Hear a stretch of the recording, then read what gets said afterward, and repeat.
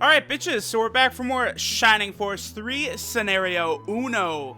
And we're going to be getting into Chapter 4 today. So now, the training wheels begin to come off here in Chapter 4.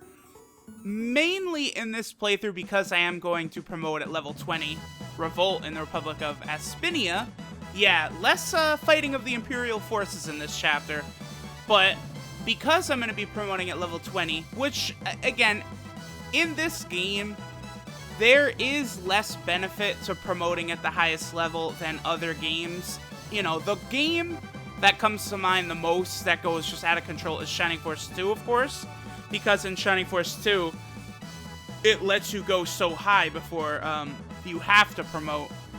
Here, the stat increases after level 15 are super random and usually trash, but I'm going to stick true to the mantra of promoting at max level for everyone in all the Shining Force games I've done on the channel, so we're going to continue that. But I'm really going to have to put my nuts to the grinder here and, like, really just hone in, focus, because there are going to be several battles in Chapter 4 here where we're going to be at a big-time disadvantage and we're not going to be as strong as the game will assume that we are. But okay, anyway. So, there is some bad things going on in the Republic right now. Obviously, now people find out how Edmund, you know, essentially betrayed and joined the side of the Empire, and Edmund was such a high-ranking general that obviously will cause some unrest. And here's another interesting thing. So, if you guys remember, they did mention it before, how the Republic is surrounded by the Great Wall. You know, literally think of the Great Wall of China. North of the Great Wall is unexplored territory, and now just recently, beasts have begun invading from this unexplored northern territory. And the economy is worse, which, you know, that makes sense, because that did kind of lead into the peace conference in Saraband with, was it Baron asking for aid? Okay, yeah, Brutus's territory. Okay, so now Barisal, they want aid because they are in a really heavy drought. And remember, Brutus was kind of the small, I don't know. Was he bald? Yeah, Brutus is bald, right? We saw him in the beginning of the game, though. Okay, so the Barisal army, they showed up and they're like, listen, we want food, damn it, we've got nothing to eat. And yeah, it's like, so we spend the first 3 chapters and, you know, 23 hours of the game evading the Empire, all these traps from the Bulls and Monks, Imperial forces, all this bullshit. We get back home and everything is in disarray and there's infighting even here in the Republic, so, you know, the political intrigue very, very thick right now. Alright, so remember, Zero is with us. Prince Medion, you know, basically, you know, returns Zero's... saying that returns Zero to us makes us think like Zero's a slave. Not that, but it's just Zero returned to the Flaggard army, which he's a part of. Okay, yeah, well, yeah, we did fight a Vandal, Abdark, although he was a bitch, let's be honest here. He was kind of a pussy, and thanks to Khan and the Elbasam Orb, we sunned him right there. You know, we were LeBron James with the chase down block. Just Abdark, just get out of here, get out of here. Okay, so what's the matter, Khan? So Khan is in heavy thought. Now, if you guys recall, just at the end of the last chapter, Khan was wondering to himself if he should have given Prince Medion the Elbasam Orb. Okay, because yes, it was thanks to the orb penetrating his dark barrier that we were able to defeat him in the first place. Yes, we are stronger than ever, that's true. But what happened in the last chapter, Eldar? What giant event happened? The Elbasam statue was still there and regulated and contained the terrifying dark power. So, what Khan is saying here is that with the Elbasam statue destroyed, dark forces are not going to be held in check anymore, and they're going to be able to use their full strength and their full power. And he's saying that the beasts, you know, getting more aggressive, showing up, being more, you know, yeah, aggressive, I guess is the right word, is also due to the destruction of the Elbasam statue. So, dark power sucks dick. Gotcha. Thanks, Elbasam. Force opposing Elbasam. Got you. Okay, okay. Yeah, so all of the Balsam monks from this point on are going to be stronger. That's obvious. That's not good, yeah. Yes, I agree. Yeah, certainly not good. Especially considering we have not yet fought any of the Balsam High Priests. Okay, so now the Median army is going to be in big danger because remember, they are headed straight into the Holy Capital. With the Elbasam statue destroyed, obviously Balsam is going to make a heavy play at attacking the Holy Capital with the statue destroyed. So it's like, yeah, you know, Prince Median actually probably could use the Elbasam Orb right now. Oh, here we go, yes. And then this theme. This is another one of the legendary tracks in this game. Alright, so here is a new character we're being introduced to. This is Fafhard. He is a high-ranking Republican general. And then, of course, here is Tybalt, or T-Balt. Tybalt? I'm going to say Tybalt. Remember, we remember him from the very, very beginning of the game, the peace conference in Saraband. And right here, they're discussing Edmund's betrayal. And, you know, it's kind of like Edmund, in his heart, he thought he was doing what's best to, you know, create a fair and equal republic. But, I mean, he was wrong. Because, you know, right as Garzel knocked his ass over the edge, he said, I was about to kill you anyway, bitch! So Edmund was like, damn, I fucked up. Okay, yeah, we lost many warriors trying to return the king. Yeah, that's true, because remember, the Proton army, the Varlant army, they were all basically sacrificing themselves so that the Symbios force with Benetram could make their escape. Okay, so we maintain the status quo, but we're fucked. Everyone's in drought right now. Alright, Benetram, go ahead. Show us that intelligence. Talk Tybalt down right now. Alright, so we don't have a fertile land, and we can't afford to give aid to Barisal. That's Brutus's force. Because remember, they did say he's camped outside of the capital right now.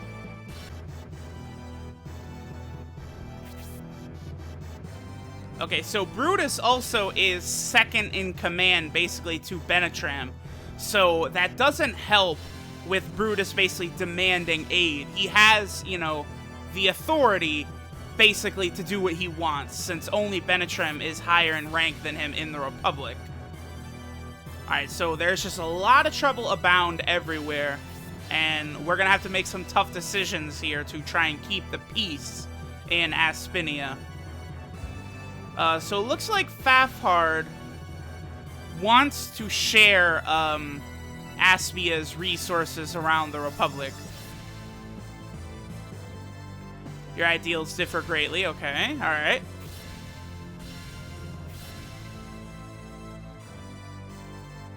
Alright, so what should we do with the Barisal army right there?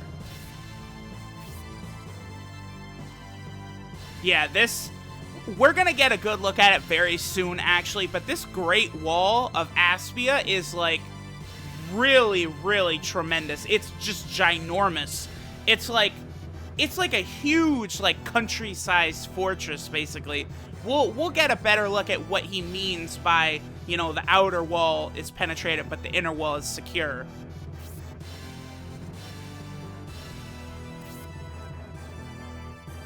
Alright, so Fafhard did give some pretty honestly terrible advice there. He basically just said, let's wait them out. Let's let them just sit there outside of the gate and do whatever they please. Your advice borders on insanity! Alright, so some Aspinia soldiers showing up. Barisal army moving. Are they moving, fool?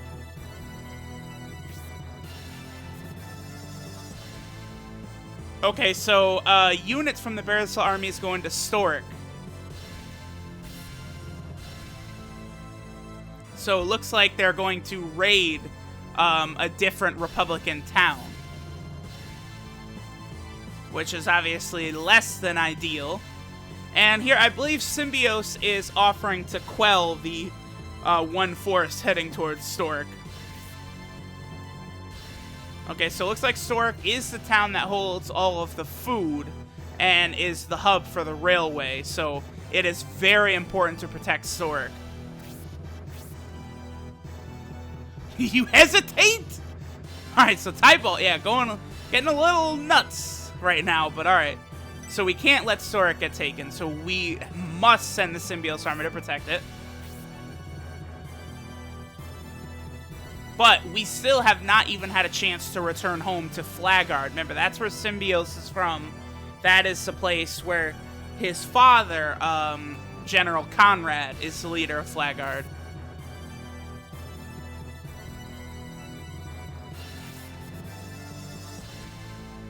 Brief show of force should send them running. That's a good point, the Antares. After all, we are ridiculously strong. I think we can handle it, no problem. And we are all countrymen, so hopefully they're not gonna, be too dirty or crazy in their tactics.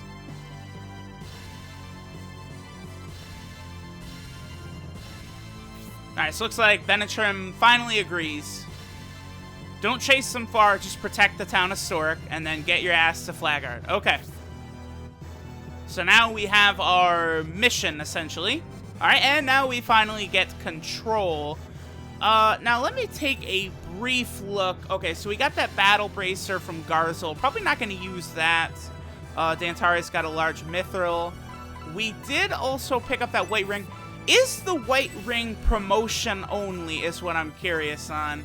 The White Ring is very good, but I think it might be... Yes, it is. Okay. So, see, here we go. This White Ring is tremendous. Like, look at Noon. Well, we can't tell, but what it does is the Silver Ring raises defense by 10. So, we'll have to give this to one of our few promoted party members. Now, I actually don't recall if the weapons in the shop here are after promotion items. If they are, that's only going to increase the difficulty of Chapter 4. Alright, so what does Fafard have to say? He doesn't want to fight a starving man to prevent him from getting a crust of bread. I mean, that's a pretty solid line of dialogue right there by Fafard, absolutely. But we can't let Stork just get raided because they'll probably take more than what they need. So it does make sense. But Benetrim, okay, I want to just pause for a second on this screen right here. Now, if you guys, think of all the times Benetrim has given advice or he's had some sort of feeling or some sort of premonition, Benetrim is usually correct with what he thinks should happen. Benetrim is thinking we should instead go to Flagard immediately. We'll have to wait till later to find out if that would have been the right decision. Oh, shit. Okay, I didn't even know about this. All right. Ninja Murasame. Murasame will definitely come into play later. And looks like some of Benetrim's knowledge on the Balsam sect is from Murasame. Okay, so we got some good info from that bookcase there. Poor Harvest has turned public sentiment against peace. Yeah, as soon as a man starts starving, his ideals will change. Very, very true. Okay, Barisal. Okay, so basically, though, this report right here is telling us a different story about Barisal. That Barisal is a very wealthy city, and they squandered their money and their supplies. So that's why they're going hungry there. We do actually go to Barisal way later on, and, we can confirm that intelligence report right there.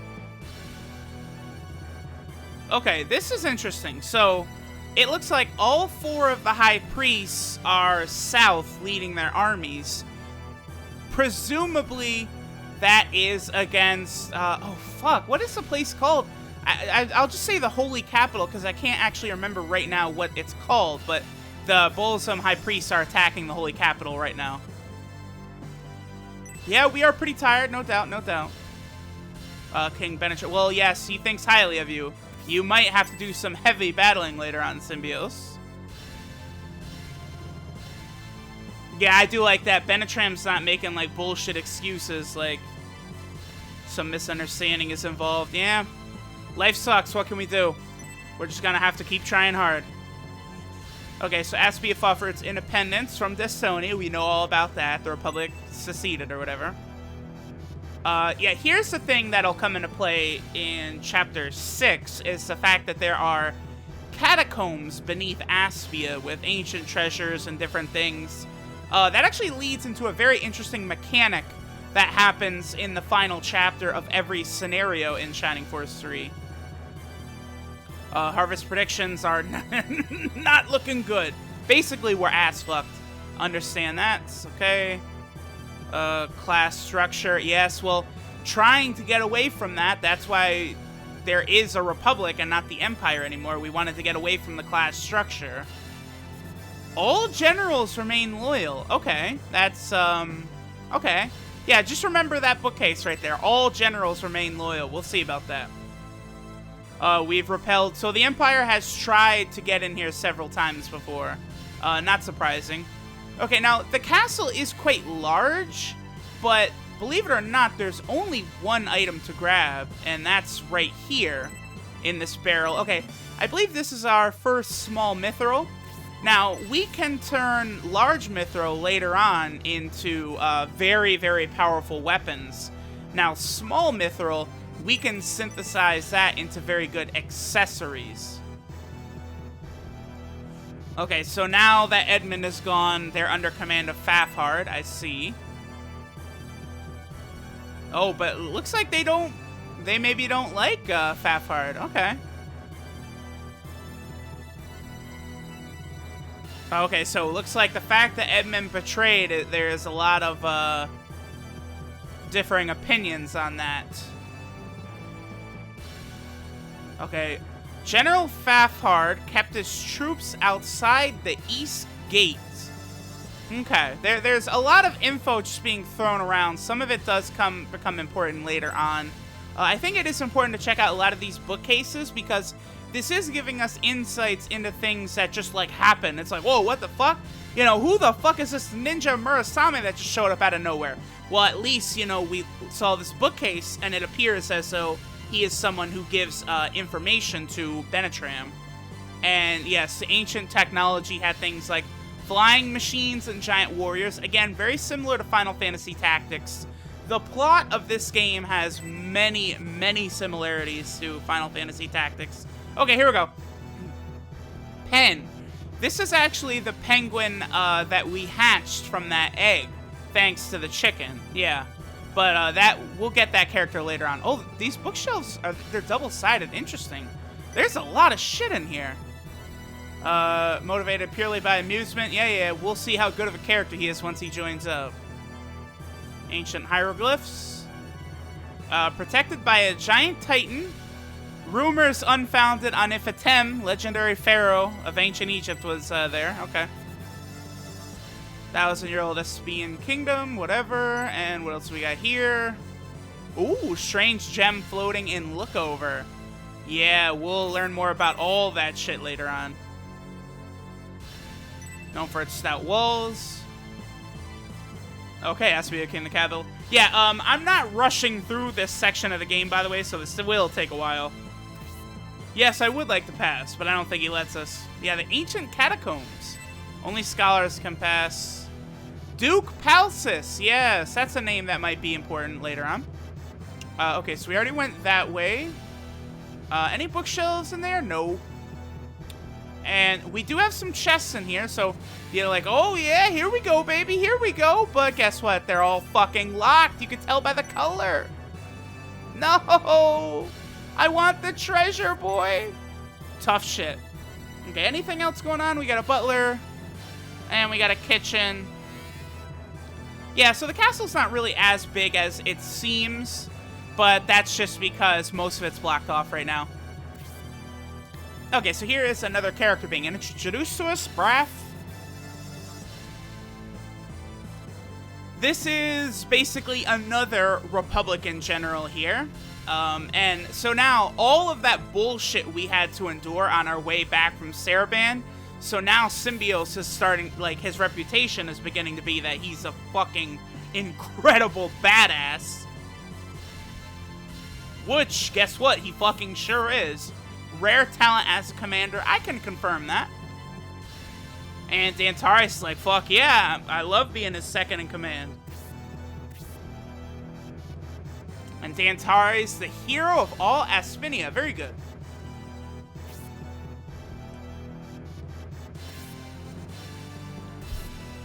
Okay, so are we moving to counter the Barisol army? Yes, we are.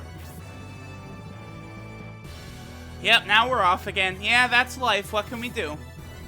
And Symbios, I think there's a kind of a mutual respect here. He's like, yeah, thanks, boy. Thanks for the you know, praise you're giving us. I mean, he really is sucking Symbios' dick right here. You know, we'll see more maybe why he's, you know, praising him so much. Okay, bye. We'll see you again, I guess. Fafard's son right there. Alright, so we got introduced to Fafard, Fafard's son. Republic's fucked right now. Okay. This right here, if you guys might think that this looks a little, I don't know, kind of looks like this might be the site of a battle, you know, just keep that in mind. A lot of cool environments in this game. Alright, so here's Eldar and Zero. Yeah, what the fuck are you two doing? Shouldn't you be sharpening your swords or something? Okay, oh, Medion is in trouble. Nani? Can't have that happen. Alright, yeah, so the Elbasum statue did a lot of positive things, and we failed in protecting it, so guess what? We're all fucked! Okay, so yeah, none of us knew about all the effects of the statue. Only the actual Elbasum monk, Khan, did know. Evil beasts away, dark forces in check, yada yada yada. Elbasum village, yep. Is that really, that's what it's called? Fuck. Okay, the Great Wall amplified the divine protection. Interesting, okay.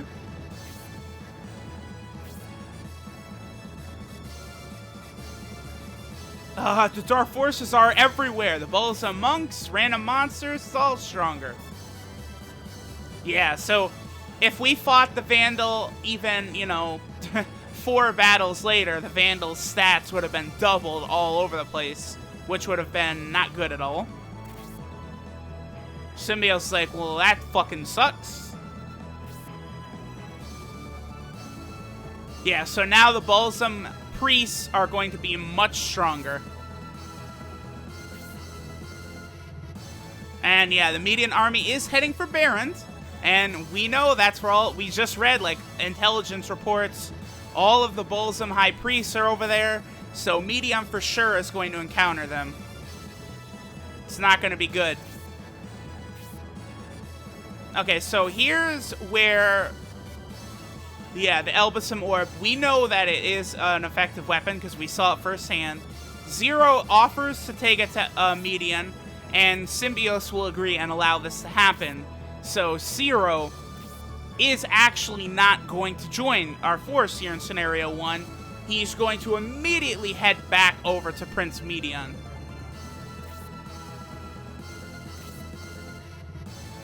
Alright, yeah, and then, yep, we're going to intercept their Barisol army. You heard correct, Eldar. Okay.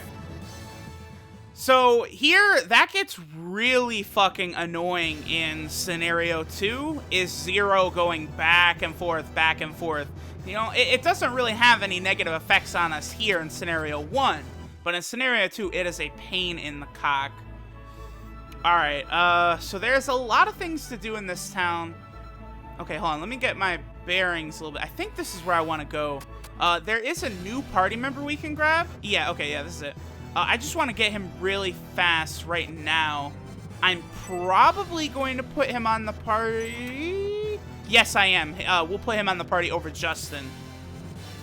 Yes, we are recruiting soldiers, and we'd love to join you. We'd love for you to join us. Okay, so this is Horst. Horst, I mean, compared to Obright, our Obright, when he's promoted level 20, Horst is actually going to suck cock. So, you know, don't expect very much from Horst.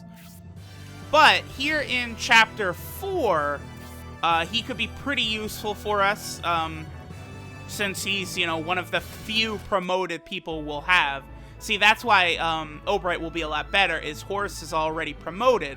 and any characters who are promoted, you know, at 20 are going to be a lot stronger than characters who are only promoted at level fucking 10, which is what the game default promotes them at. Okay, so let's put away a lot of crap. Like, we don't need this damn battle bracer, small mithril. What else we got? This large mithril, don't need that. Money is gonna be really, really tight right about now, too. So, Also, Khan has very low defense, but he no longer has the Elbasum Orb forced to him. So, we can actually give him a defense-boosting item. I'm gonna have to sell probably a good majority of those healing drops. So, yes, I'm definitely gonna be doing that. Who should I give? Let's see what the Antares advice is. Yeah, by the way, so Benetram is no longer our advisor.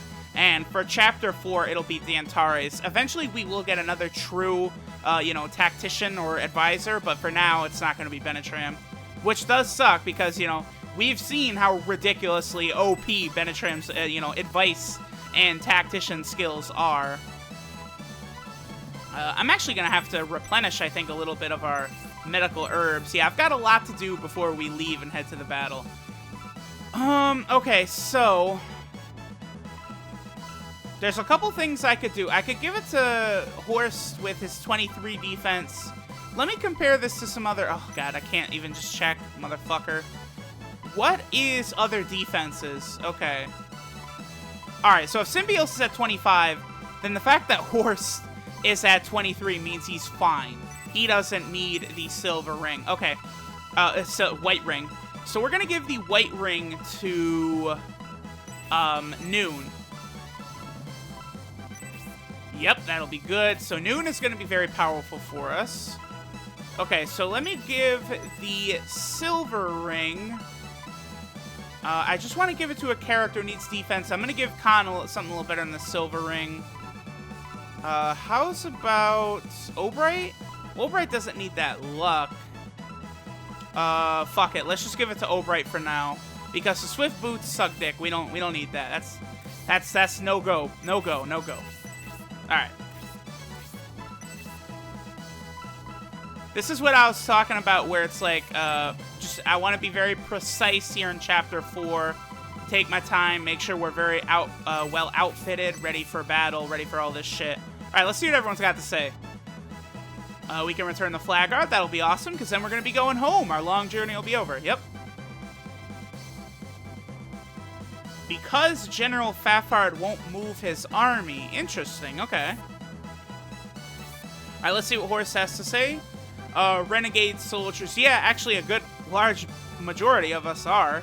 We're, you know, foreigners, different outcasts from armies, all this shit. Will we be able to stop the beast? Yeah, I think we'll be okay. Justin, you kind of suck. Wonder if there's... Oh, wait, hold on. Is there any chance he survived? I won't give up hope. Now, obviously, kids, this line of dialogue would not be in here if Edmund was dead. Okay, I'm just gonna... We'll just say it that way. Okay. Yeah, the financial situation is terrible. Could possibly be a civil war. Yep. Yeah, Zero is pretty strong. Also, while I am thinking of it, let me switch Horst in for Justin.